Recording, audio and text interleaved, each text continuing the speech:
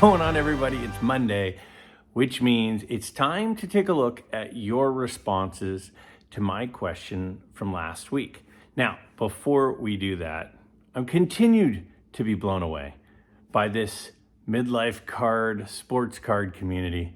Some of you continued sending me some really cool gifts, so I wanted to show off a couple of them. First, Eric. Eric sent me this, which is hilarious and awesome. And quite frankly, after seeing my wife's appearance in a video, I could see why you would feel that way. Now, all of the PSA haters out there are probably like, it should say, the opposite, right? A SGC 10 versus a PSA 6. So very cool. Thank you, Eric, for that. Then Ray, this is very cool. Ray sent me a book that chronicles several different pre-war baseball players and kind of an in-depth look into them, knowing I'm into pre-war stuff. And it's especially cool because Ray's the one who wrote the book. He wrote the book, which is very cool. Included in that, he signed it for me, which is very cool. And so I'm excited to read Ray's book. So thank you to Ray. And then last but not least, Doug. Doug sent this to me. This is very, very cool. He knows I'm a Yankee fan, longtime Yankee fan. How about a Moose Skowron autograph? Now, I have a couple of Moose Skowron cards, but I don't have his autograph, so this is very cool. Thank you so much to Doug. So you guys are spoil me rotten. There's no doubt about it. So I certainly appreciate any time anybody takes the time. And without a doubt, I have to say that Doug and Ray, your notes that you had in there were very much appreciated. So let's take a quick reminder at what last week's question is, and then we'll go ahead and start taking a look at your responses. Will the vintage card market die off as we start to lose vintage collectors? Or will new vintage collectors continue to enter the market for years to come? Now, I just want to say, one of the things that brought this question up is it's probably the most common question that you all ask me, which is vintage card buying and collecting going to die off? Is it going to die off like those old Hummel figurines and collecting antiques and so many things that have kind of just gone away? And I continue to think, no, I don't think that that's going to happen. I don't think that it's just going to die off. And I've given some opinions as to why, but some of the things that you all had to say as to the reasoning, I think absolutely hit the nail on the head. So remember, at the end of this video, I'm gonna go ahead and tell you what my question for all of you is for this upcoming week. But before we get to next week's question, let's take a look at the first response, which I think makes a really, really good point. Let's take a look. As far as cards as a whole, vintage are true pieces of art and have it all over modern. That's not to say that the same modern sets do not have some beautiful inserts, but the bulk of it is Vintage cards make me feel something, like art, and makes me want the set. Modern doesn't, or rarely, and I end up only acquiring the player and not the set. All right. There is a key mention in that comment that I think knocks it out of the park. It's something I hadn't considered, it's something I hadn't thought about until I read that, and I'm like, boom, that makes sense. If you've ever been to a museum, right? Just think back, and some of you are like, I've never been to a museum. Okay. Think about going to something like a museum, like even the Hall of Fame is a museum, right? But whether it's an art museum or a sports museum or whatever it is, think about the time that you were there and seeing the little kids not giving a rat's rear about what's on the wall and what are in the cases. They just don't care. young kids don't have an appreciation for that stuff. See, I've mentioned that I'm a teacher. My wife is a counselor, a school counselor, and a former teacher in the classroom as well. And one of the things she did right when I met her about 20 years ago is she took a group of students to Paris. And when she took the group of students to Paris on an educational trip, one of the days the students were to go to the Louvre, right? Like not probably, the most famous art museum on earth. And she took like 6 or 7 students, and 2 or 3 of them didn't want to go into the Louvre. They're like, no, we're just going to hang out outside. They didn't even bother to go into the museum. And that, as an adult, as someone who appreciates history and things, we go, that's impossible. And this isn't like the current generation of students. This is 20 years ago. This is not much younger than a lot of us. And these students didn't even bother to walk inside to the Louvre, even though they were there. I think that what this comment really hits on the head is, for whatever reason, when we're young, we don't seem to appreciate art. We don't seem to appreciate history. If you think about any museum that you've been in, and you look at the person who's reading the exhibit and reading the plaques and reading the writing and things, it seems like the older the person is, the more interested they are in that history. And the younger they are, they just walk right by it. And I think the point that is made here is that vintage cards are art. They're art and their history tied together. They're art history tied with sports. See, so we think, oh, these young kids, they're never going to like that stuff. But I was a young kid once, and my chase card was a 1986 Jose Canseco rated rookie card, and a Kevin Moss card, and a Greg Jeffries card, and a Walt Weiss 88 Fleer card. Like, we all had those chase cards. But here we are now, appreciating finally the history and the art. Now, if you go to those museums, there will be a couple of kids. There will be a couple of younger people, teenagers, young people who do seem to appreciate it. And there are some young vintage collectors. But I do think there is a direct correlation with our appreciation for history and our appreciation for art and where we are in life.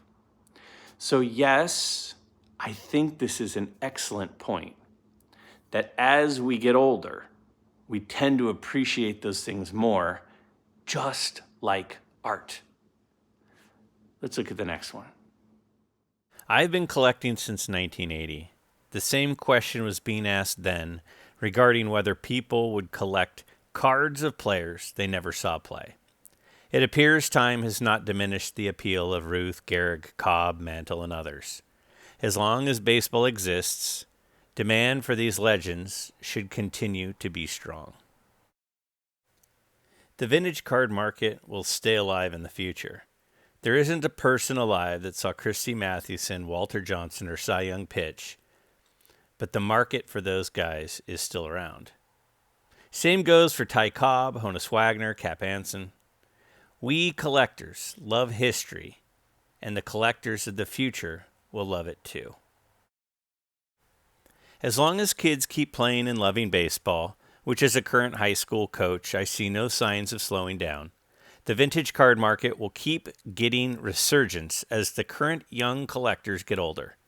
Loving baseball turns into the love of baseball history. It keeps happening generation after generation. It's why I collect pre-war and 40s to 60s cards, even though I wasn't born until the mid-1960s. I feel it is natural to gravitate toward vintage in time as you mature in a hobby. Man, those were 4 really good comments. And they all kind of have the same theme to them. And obviously, the theme is, yeah, that there will continue to be appreciation for the vintage market. And we say, but why? You know, there are some things that just we've been talking about for so long. I remember in my 7th grade social science class talking about the national debt. I remember how the country was going to go bankrupt and the economy was going to collapse in 7th grade. Now, in 7th grade, I would have been about 12. So that was over 30 years ago. And we still have a national debt, and it's way more. And we have a deficit. And I don't want to get into politics, but there are some things we've been talking about for a really long time about how this doom and gloom is coming, and the doom and gloom hasn't really come. Now, could it come? Of course. Of course it could. And we all hope that none of it does. But it's something that's been around for a long time. So why would now be different? We say, well, this time the economy is going to go into a crazy crash. Well, yeah, and you know, with the housing bubble, there was a crazy crash too. And after 9/11, there, again, I don't want to get into politics, but this is a conversation. This is a thought or a concern that has been around for a really long time. And when it really boils down to it, it's like the comment said, none of us saw Ty Cobb play. None of us saw Christy Mathewson pitch. None of us saw Cy Young pitch. And we don't even really have video of those guys. I mean, there might be a few clips out there, but not much. There are very few clips of Babe Ruth playing baseball, but he's still crazy amounts of famous. And so when we think about it, when we think about this topic of, you know, will we no longer care about these guys? Will they not be relevant anymore? I think at the end of the day, what happens is we all have an appreciation for where things came from. Like, that's like saying, hey, you know, now that we have, Biden as president, and then we had Trump as president, we had Obama, and we had, Bush, and we've had Clinton, and we've had all these people, nobody's going to care about George Washington anymore. And nobody's going to care about Abraham Lincoln anymore. And nobody's going to care about Thomas Jefferson or Ben Franklin. Those guys, they were a long time ago. Nobody cares. Well, but we do. The history books care. We care. If you look at even collectible cards of Lincoln and Washington and Franklin, those go for more than some of the other people. The founding fathers, the where we came from, is something that we've always been interested in. It's something that we're interested in as a species. Is how did we get here? How did we get from where we were to where we are now? What took place? And we're interested in the history of it. And we may not be interested in the history of it when we're 10. And when you're 10, all you're thinking about is how you're going to score dessert tonight and how you're going to get to go out and play with your friends again. And the kids nowadays are trying to figure out how they can get back on their video game system. They're not worried about that. But a lot of us, we think about stuff. We start to read. I mean, there aren't a lot of young people who like to read. Now, one of my daughters, Molly, she's an avid reader. She reads 30 books a year, 40 books a year. That's the exception, not the rule. But a lot of us, as we get older, we get interested in reading about biographies, and we are interested in nonfiction, and we start to be curious about where we came from and how we got here. And it's the same thing with sports. If you are into sports, which a lot of people are, there is a curiosity about how we got here. And just because right now these teenagers or 20-somethings don't seem to be that interested in it as a whole, doesn't mean that's not going to change. Again, think about a museum. Picture who you see in a museum. It's not a bunch of little kids studying the famous works of art and reading the information that goes along with it. It's older people who appreciate where we are and where we came from. I think these points really nail it, that, yeah, we didn't see these guys play either, but we're interested, and the next generation's not going to be any different. As far as vintage collectors, I see the number of folks gravitating towards vintage only increasing. Whether it be modern investors looking for more stable assets or modern collectors gradually gravitating towards the legends of the hobby, I truly believe the vintage card market will continue to grow or at least maintain its value. Now, this is another great comment. And there's a very specific part of the comment that really caught my attention. And here's the specific part of the comment that caught my attention, is it's the younger people will eventually be drawn to the stability of the vintage market. See, being a teacher, and I talk about investing, I talk about retirement planning, I talk about stocks, I talk about bonds. And the thing that my students ask me about the most is not mutual funds. It's cryptocurrency. And the reason they're fascinated with cryptocurrency and Bitcoin and all these different things is because they've heard of the get-rich-quick schemes. See, young people are into that stuff. But a lot of us older folks, the older we get, we want stability. We go all the way from cryptocurrency to, as we're getting older, we're interested in muni bonds, right? And bonds and money markets and like ultra conservative stuff. It's from one extreme to the other. So it shouldn't be a surprise to us that these young kids who don't really have a family they have to worry about providing for, and they don't have to worry about paying bills. And a lot of these people that we're seeing on TV, these young guys who are flipping cards all the time, I'm guessing a lot of them still live at home. That's my guess. So they don't even really have overhead. So they can be risky. And that for them is fine. But then for normalcy, you have kids, you have a family, you have a house, you have bills, you have to put food on the table. Your brain goes from risk adverse to safe. It's the same thing with driving. Young kids drive like maniacs. Older people are driving their Buicks at the speed limit. So it's a completely different mindset. And so I don't think we should be surprised when we see young kids doing the high risk, high reward game of flipping, Trevor Lawrence out of 5, atomic refractor cards. Because that excitement, that adrenaline for them is something that they actually can do because they have less on the line. But as they get older, they go, why am I messing with that stuff? That stuff goes way down.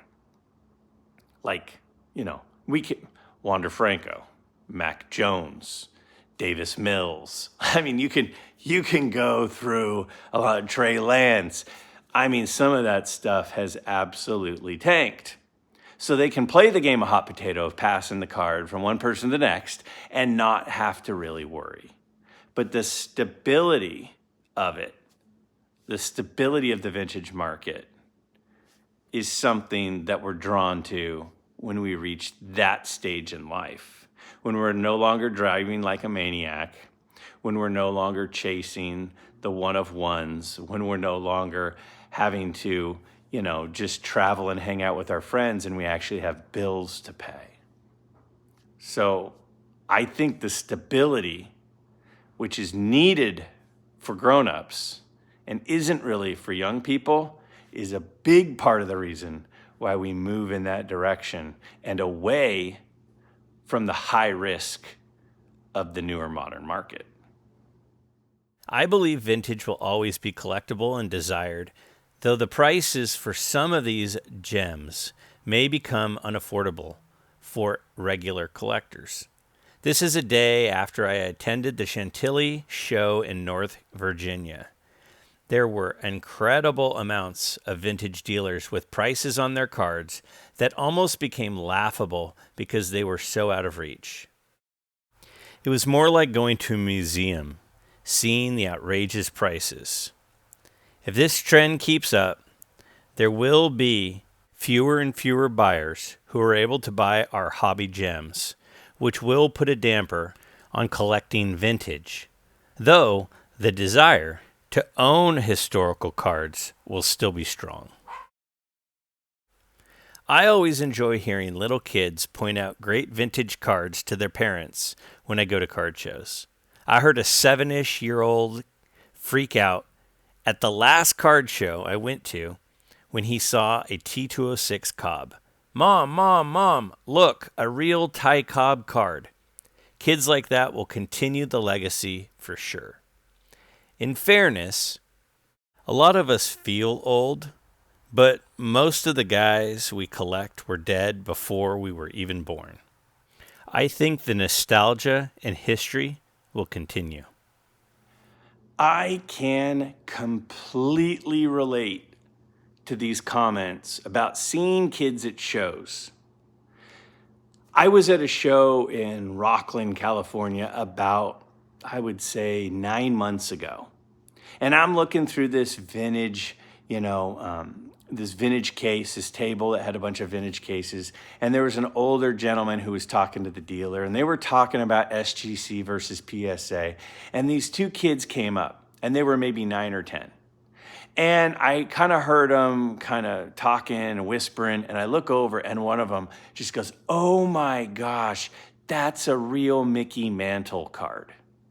And like, they both just were like blown away at how cool it was to see this Mickey Mantle card. And they were just looking at it in awe, and then they were looking through the case for other Mickey Mantle cards.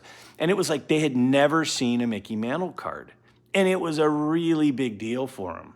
And hey, I get that. And then later in the show, I see these same kids. I mean, and they were in awe of this Mickey Mantle card. And later in the show, I see these kids, and they're over like buying packs and going through dollar boxes and $5 value boxes of, different refractors and stuff. And it was like, off they went. And it was like, they appreciated the mantle. They were in awe of the mantle. But it was like, but we can't afford to be with the mantle. That's not what we do. We do this other thing. But they appreciate it. And I think that's how a lot of us that are vintage collectors now were when we were younger, is we appreciated the Babe Ruths and the Mickey Mantles and the Hank Aaron's and the Lou Gehrigs and the Ty Cobbs and the Cy Youngs and the Christy Mathewsons. We appreciated them, but it's like, well, that's not our thing. That's what those people do. And then eventually, we know eventually we'll get there, but that's not what we do right now. Right now, we're doing the try to get quick rich scheme thing, this modern stuff. And we'll get there. It's just not time for that yet.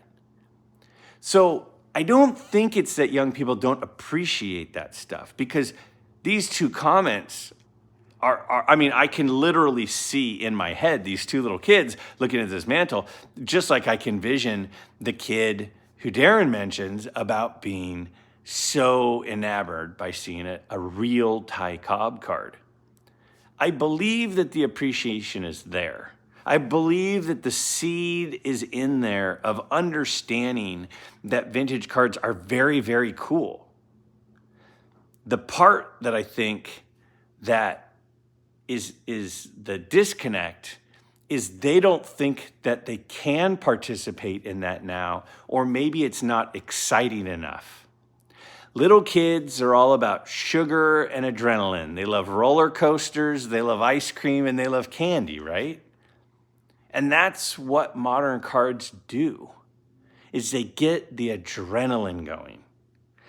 But picking up, a 1958, Mickey Mantle card isn't super exciting. It's like buying Ford stock or buying, General Motors stock or buying, Disney stock. It's not like buying cryptocurrency.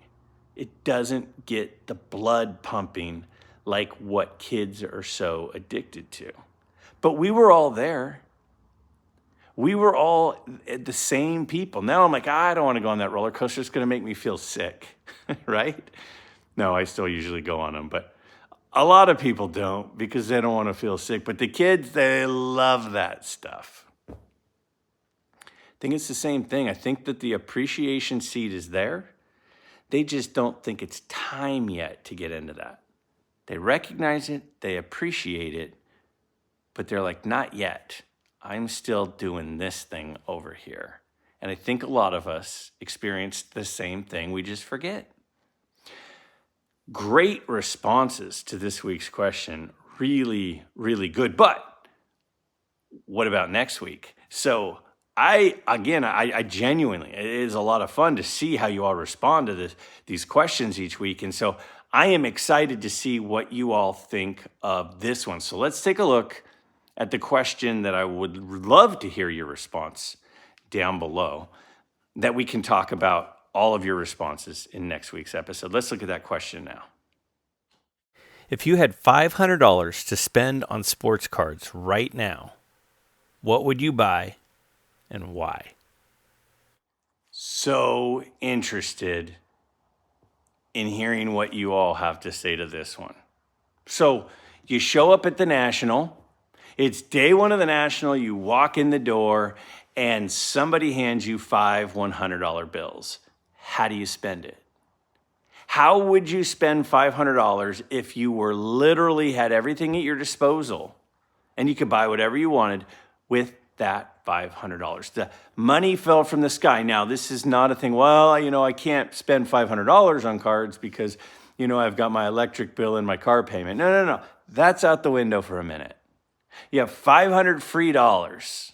$500, no more. How do you spend that $500?